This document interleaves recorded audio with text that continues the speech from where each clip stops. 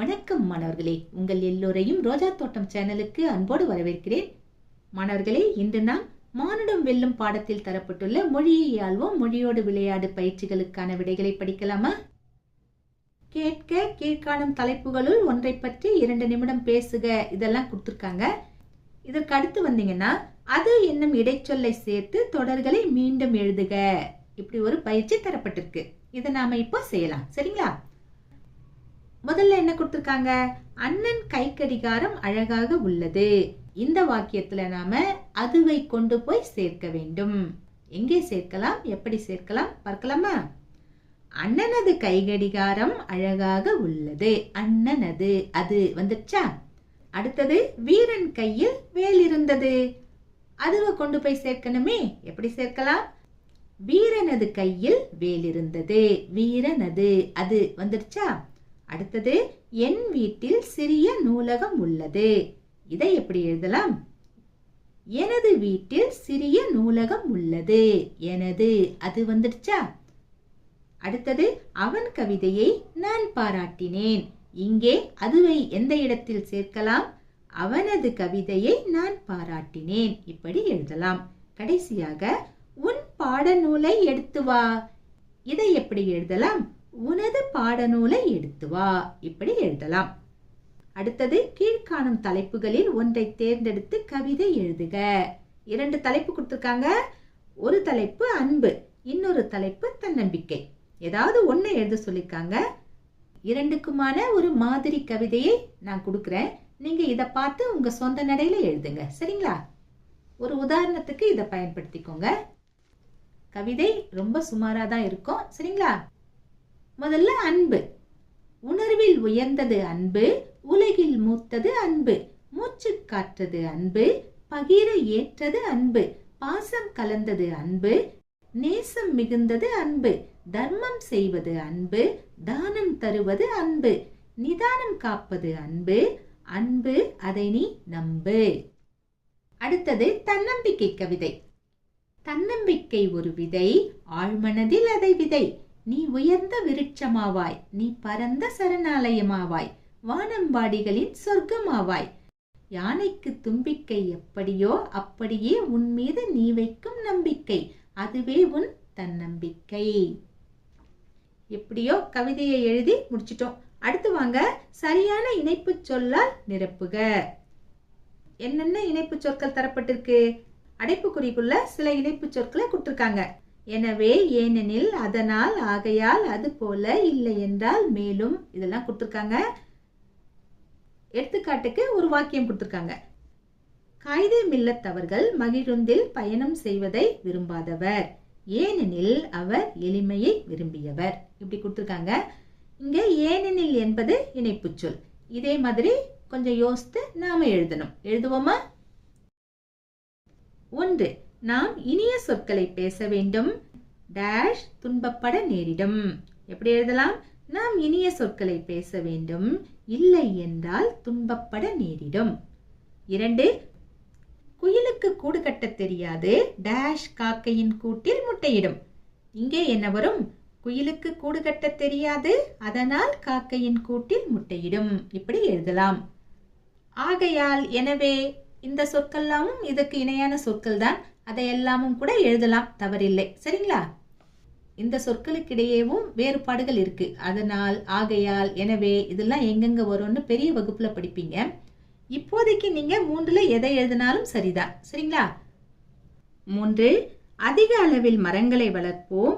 Dash மரங்கள் தான் மழைக்கு அடிப்படை. இதை எப்படி எழுதலாம்? அதிக அளவில் மரங்களை வளர்ப்போம், ஏனெனில் மரங்கள் தான் மழைக்கு அடிப்படை. இப்படி எழுதலாம். 4. பிறருக்கு கொடுத்தலே செல்வத்தின் பயன். டேஷ் பிறருக்கு கொடுத்து மகிழ்வோம். இதை எப்படி எழுதலாம்? பிறருக்கு கொடுத்தலே செல்வத்தின் பயன், எனவே பிறருக்கு கொடுத்து மகிழ்வோம். இந்த இடத்துலயும் அதனால், ஆகையால், இந்த மாதிரியான சொற்கள் உங்களை குழப்பம். இங்கே எனவே என்பது பொருத்தமான ஒன்று. சரிங்களா? 5. தமிழகத்தில் மழை பெய்து வருகிறது. டேஷ் 2 நாள் மழை நீடிக்கும் என வானிலை ஆய்வு மையம் அறிவிப்பு. இதை எப்படி எழுதலாம்? தமிழகத்தில் மழை பெய்து வருகிறது. மேலும் 2 நாள் மழை நீடிக்கும் என வானிலை ஆய்வு மையம் அறிவிப்பு. இப்படி எழுதலாம். அடுத்தது சரியான வினா சொல்லை இட்டு நிரப்புக. 1. நெல்லையப்பர் கோவில் டேஷ் உள்ளது. எப்படி எழுதலாம்? நெல்லையப்பர் கோவில் எங்கு உள்ளது? 2. முதல் ஆழ்வார்கள் டேஷ் பேர். எப்படி எழுதலாம்? முதல் ஆழ்வார்கள் எத்தனை பேர்? 3. டேஷ் சொற்களை பேச வேண்டும். எப்படி எழுதலாம்? எத்தனை சொற்களை பேச வேண்டும்? 4. இயேசு காவியம் என்னும் நூலை எழுதியவர் டேஷ். எப்படி எழுதலாம்? இயேசு காவியம் என்னும் நூலை எழுதியவர் யார்? 5. தர்மம் என்பதன் பொருள் டேஷ். எப்படி எழுதலாம்? தர்மம் என்பதன் பொருள் யாது? தர்மம் என்பது அக்ரிணை ஒருமை, அதனால நாம யாதுன்னு எழுதணும். இதே தர்மங்கள் அப்படி இருந்திருந்தா அக்ரிணை பன்மை, அப்ப நாம யாவைன்னு எழுதியிருக்கலாம். சரிங்களா? அடுத்தது பின்வரும் தொடரை படித்து வினாக்கள் எழுதுக. பூங்குடி தன் தோழியுடன் திங்கட்கிழமை காலையில் பேருந்தில் ஏறி பள்ளிக்கு சென்றார். இதுதான் தொடர். எடுத்துக்காட்டுக்கு ஒரு வினா அவங்க கொடுத்துருக்காங்க. பூங்கொடி பள்ளிக்கு எப்படி சென்றால், இப்படி கொடுத்துட்டாங்க. இதே மாதிரி நாமளும் சில வினாக்களை எழுத வேண்டும். முயற்சி செய்யலாமா? பூங்கொடி எங்கு சென்றால்? பூங்கொடி தன் தோழியுடன் எங்கு சென்றால்? பூங்கொடி யாருடன் பள்ளிக்கு சென்றால்? பூங்கொடி எப்பொழுது பள்ளிக்கு சென்றால்? தன் தோழியுடன் திங்கட்கிழமை காலையில் பேருந்தில் ஏறி பள்ளிக்கு சென்றது யார்? பூங்கொடி தன் தோழியுடன் எதில் ஏறி பள்ளிக்கு சென்றால்? தோழியுடன் பள்ளிக்கு சென்றது யார்? இப்படியெல்லாம் நம்ம சுத்தி சுத்தி கேள்வியை கேட்கலாம். அடுத்தது தலைப்பு செய்திகளை முழு சொற்றொடர்களாக எழுதுக. எடுத்துக்காட்டுக்கு என்ன கொடுத்திருக்காங்க? தலைப்பு செய்தி: தமிழகத்தில் வடகிழக்கு பருவமழை தொடக்கம், வானிலை மையம் அறிவிப்பு. இப்படி கொடுத்துட்டாங்களா? அதை எப்படி அவங்க சொற்றொடரா மாத்திருக்காங்கன்னா, தமிழகத்தில் வடகிழக்கு பருவமழை தொடங்கி உள்ளது என்று வானிலை மையம் அறிவித்துள்ளது. இப்படி எழுதியிருக்காங்க. இதே மாதிரி கொடுக்கப்பட்டுள்ளவைகளை நாம் எழுத வேண்டும். முதல்ல என்ன கொடுத்திருக்காங்க? சாலையில் கிடந்த பணத்தை உரியவரிடம் ஒப்படைத்த மாணவன், மாவட்ட ஆட்சியர் பாராட்டு. இப்படி கொடுத்திருக்காங்களா? இதை நாம எப்படி சொற்றொடரா மாத்தலாம்? சாலையில் கிடந்த பணத்தை உரியவரிடம் ஒப்படைத்த மாணவனை மாவட்ட ஆட்சியர் பாராட்டினார். இப்படி எழுதலாம். அடுத்தது தமுக்கம் மைதானத்தில் புத்தக கண்காட்சி தொடக்கம், மக்கள் ஆர்வத்துடன் வருகை. இப்படி கொடுத்திருக்காங்க. இதை எப்படி மாத்தலாம்? தமுக்கம் மைதானத்தில் புத்தக கண்காட்சி தொடங்கியதால் மக்கள் ஆர்வத்துடன் வருகை தந்தனர். இப்படி எழுதலாம். அடுத்தது தேசிய அளவிலான கைப்பந்து போட்டி, தமிழக அணி வெற்றி. இப்படி கொடுத்திருக்காங்களா? இதை எப்படி எழுதலாம்? தேசிய அளவிலான கைப்பந்து போட்டியில் தமிழக அணி வெற்றி பெற்றது. இப்படி எழுதலாம். அடுத்தது மாவட்ட அளவிலான அறிவியல் கண்காட்சி, 7ஆம் வகுப்பு மாணவி முதலிடம். இப்படி கொடுத்திருக்காங்க. இதை எப்படி எழுதலாம்? மாவட்ட அளவிலான அறிவியல் கண்காட்சியில் 7ஆம் வகுப்பு மாணவி முதலிடம் பெற்றாள். இப்படி எழுதலாம். அடுத்தது மாநில அளவிலான பேச்சு போட்டி, சென்னையில் இன்று தொடக்கம். இப்படி கொடுத்திருக்காங்க. இதை எப்படி எழுதலாம்? மாநில அளவிலான பேச்சு போட்டியானது சென்னையில் இன்று தொடங்குகிறது. இப்படி எழுதலாம். அடுத்தது கடிதம் எழுதுக. உங்கள் ஊரில் நடைபெறும் திருவிழாவை காண வருமாறு அழைப்பு விடுத்து உறவினர் ஒருவருக்கு கடிதம் எழுதுக. இப்படி கொடுத்திருக்காங்க. இது உறவுமுறை கடிதம். உறவுமுறை கடிதத்தை நாம எப்படி எழுதுவோம்? பொதுவா வலது பக்கம் மூலையில் இடம் தேதி எழுதிக்கணும். அதுக்கப்புறமா விழி எழுதணும். அதுக்கப்புறமா கடிதத்தின் உடல் பகுதின்னு சொல்லுவோம். எதுக்காக கடிதம் எழுதுறோமோ அதை எழுதணும். அதுக்கப்புறம் கீழே வலது பக்கத்துல நம்ம கையொப்பம் இடணும். கடைசியில உரைமேல் முகவரியை எழுதணும். இந்த படிநிலைகளை நாம கட்டாயம் கடைபிடிக்கணும். ஒரு உதாரணமா இந்த கடிதத்தை பார்த்துக்கோங்க. நீங்க உங்க சொந்த நடையில எழுத பாருங்க. சரிங்களா? முதல்ல இடம் தேதி எழுதணும் இல்லையா? சென்னை காற்புள்ளி தேதி, ஏதோ உங்களுக்கு விருப்பமான ஒரு தேதியை எழுதிக்கோங்க. எழுதிட்டு முற்றுப்புள்ளியை இட்டுடுங்க.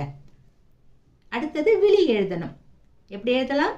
அன்புள்ள பெரியப்பா அவர்களுக்கு ஒரு காற்புள்ளி. இததான் நாம விழின்னு சொல்லுவோம். தங்கள் அன்பு மகள் கண்மணி எழுதுவது, நாங்கள் இங்கு நலமாக உள்ளோம், அதுபோல் தங்கள் நலனையும் பெரியம்மாவின் நலனையும் மஞ்சுளா அக்காவின் நலனையும் அறிய ஆவலாக உள்ளோம். பெரியப்பா அறிவது. எங்கள் ஊரில் வரும் சித்திரை மாதம் முதல் ஞாயிற்றுக்கிழமை அன்று தீமிதி திருவிழா நடைபெற உள்ளது. நாம் ஒவ்வொரு வருடமும் இந்த திருவிழாவை எவ்வளவு மகிழ்ச்சியாக கொண்டாடி மகிழ்வோம். அதை நினைக்கும் போது எனது உள்ளம் மகிழ்ச்சியில் துள்ளுகிறது. அதேபோல் இந்த வருடமும் நாம் அனைவரும் சேர்ந்து கொண்டாடி மகிழலாம். நீங்கள் கட்டாயம் குடும்பத்தோடு வர வேண்டும். ஒரு வாரம் முன்னதாகவே கிளம்பி வர வேண்டும். தங்களின் வருகைக்காக நாங்கள் ஆவலோடு காத்திருக்கிறோம். அதுக்கப்புறமா வலது புறத்துல இப்படிக்கு காற்புள்ளி, உங்கள் அன்பு மகள் காற்புள்ளி. யார் எழுதுறாங்க? கண்மணி இல்லையா? கண்மணி முற்றுப்புள்ளி. கடிதத்தை எழுதிட்டோம். இப்போ உரை மேல் முகவரியை எழுத வேண்டும். இடப்பக்கத்துல இதை நாம எழுதிடலாம். நாம யாருக்கு கடிதம் எழுதுறோமோ அவங்களுடைய விலாசத்தை, அதாவது முகவரியை எழுத வேண்டும். ஒரு உதாரணத்துக்கு இந்த முகவரியை எழுதுவோமா? திரு ராகவன் காற்புள்ளி, எண் 20 வடக்கு தெரு காற்புள்ளி, அண்ணா நகர் காற்புள்ளி, திருச்சி முற்றுப்புள்ளி. அஞ்சல் குறியீட்டு எண்ணையும் எழுதணுமே. அஞ்சல் குறியீட்டு எண் 620001. இப்போ கடிதத்தை எழுதி முடிச்சிட்டோம். கடிதத்தை கொண்டு போய் நாம அஞ்சல் பெட்டியில சேர்த்தா பெரியப்பாவுக்கு கடிதம் சென்று சேரும். அடுத்தது வாங்க, கீழ்காணும் அறிவிப்பை படித்து கொடுக்கப்பட்டுள்ள வினாக்களுக்கு விடையளிக்க. இப்படி கொடுத்துருக்காங்க. தீ விபத்தும் பாதுகாப்பு முறைகளும்னு தலைப்பு போட்டு என்னென்ன செய்யணும், எதை செய்யக்கூடாது, இதெல்லாம் கொடுத்துருக்காங்க. கடைசியா 5 வினாக்களை கேட்டிருக்காங்க. இதெல்லாம் படிச்சோம்னா நம்ம அந்த வினாக்களுக்கான விடைகளை எழுதிடலாம். முதல் வினா என்ன? தீ விபத்தினால் பெரிய பாதிப்பு ஏற்படாமல் இருப்பதற்கு செய்ய வேண்டிய முன்னெச்சரிக்கை நடவடிக்கைகள் யாவை? இப்படி கேட்டிருக்காங்க. இங்க முன்னெச்சரிக்கை நடவடிக்கைகள்னு தலைப்பு போட்டு 8 பாயிண்ட் கொடுத்திருக்காங்க இல்லையா? இந்த எல்லா பாயிண்ட்டுமே இந்த கேள்விக்கான விடைதான். குறுகிய விடையலில கேள்வி வந்திருந்ததுன்னா நீங்க இத்தனை பாயிண்ட்டும் எழுதணும்னு அவசியம் இல்லை. நீங்க குறைச்சிக்கலாம். இதே விரிவான விடையலில கேட்டிருந்தாங்கன்னா நீங்க எல்லாத்தையும் எழுத வேண்டியிருக்கும். சரிங்களா? அடுத்தது 2வது கேள்வி. தீ விபத்து ஏற்பட்டால் உடனடியாக செய்ய வேண்டிய செயல்கள் யாவை? இங்க தலைப்பு கொடுத்திருக்காங்க பாருங்க. தீ விபத்து ஏற்பட்டால் செய்ய வேண்டியவை, இந்த மாதிரி தலைப்பு போட்டிருக்காங்க. இங்கேயும் 8 பாயிண்ட் கொடுத்திருக்காங்க. முன்ன சொன்ன அதே கருத்து தான். உங்களுக்கு கேட்கப்படும் கேள்வி குறுவினாவா சிறுவினாவா விரிவான விடையலியாங்கிறத பொறுத்து நீங்க பாயிண்ட கூட்டியும் குறைச்சியும் எழுதிக்கலாம். அடுத்தது 3வது கேள்வி. பொது இடங்களில் தீ விபத்து ஏற்பட்டால் வெளியேறும் முறையை எழுதுக. இதற்கான விடை தீ விபத்து ஏற்பட்டால் செய்ய வேண்டியவைங்கிற தலைப்பும் கீழே 7வது பாயிண்டா இருக்கு பாருங்க. பொது இடங்களில் தீ விபத்து ஏற்பட்டால் பதற்றமடைந்து ஓடாமல் அவசர கால வழியில் வெளியேற வேண்டும். இப்படி கொடுத்திருக்காங்க இல்லையா? இதை எடுத்து எழுதுங்க. சரிங்களா? 7வது பாயிண்டை எடுத்து எழுதணும். அடுத்தது 4வது கேள்வி. தீ விபத்து ஏற்பட்டால் செய்யக்கூடாதவை யாவை? இப்படி கேட்டிருக்காங்க. இங்க வினாக்கள் கேட்கப்பட்டிருக்கு இல்லையா? அதுக்கு மேலேயே பாத்தீங்கன்னா தீ விபத்து ஏற்படும் போது செய்யக்கூடாதவைங்கிற தலைப்பிற்கா, அதுக்கு கீழே 3 பாயிண்ட் கொடுத்திருக்காங்க. அந்த 3ஐயும் எடுத்து எழுதிக்கணும். கடைசி கேள்வி. உடலில் தீ பற்றினால் செய்ய வேண்டிய முதலுதவி யாது? இதற்கான விடை எங்க இருக்குன்னா, தீ விபத்து ஏற்பட்டால் செய்ய வேண்டியவைன்னு ஒரு தலைப்பு இருக்கு இல்லையா? அதுக்கு கீழே கொடுக்கப்பட்டிருக்கிற 5வது பாயிண்டையும் 6வது பாயிண்டையும் இந்த கேள்விக்கான விடையாக நாம் எழுதலாம். என்ன செய்யணும்? உடுத்தி இருக்கும் ஆடையில் தீப்பிடித்தால் உடனே தரையில் படுத்து உருள வேண்டும். இது ஒண்ணு. இன்னொன்னு என்னன்னா, தீக்காயம் பட்ட இடத்தை உடனடியாக தண்ணீரை கொண்டு குளிர வைக்க வேண்டும். இந்த 2 பாயிண்டையும் எடுத்து எழுதலாம். மாணவர்களே, இன்று நாம் மொழியால்வோம் மொழியோடு விளையாடு பாடத்தில் கேட்கப்பட்ட பயிற்சி வினாக்களுக்கான விடைகளை பார்த்தோம். நாம் வேறு பாடத்தோடு மீண்டும் சந்திக்கலாம். டாடா, பாய்.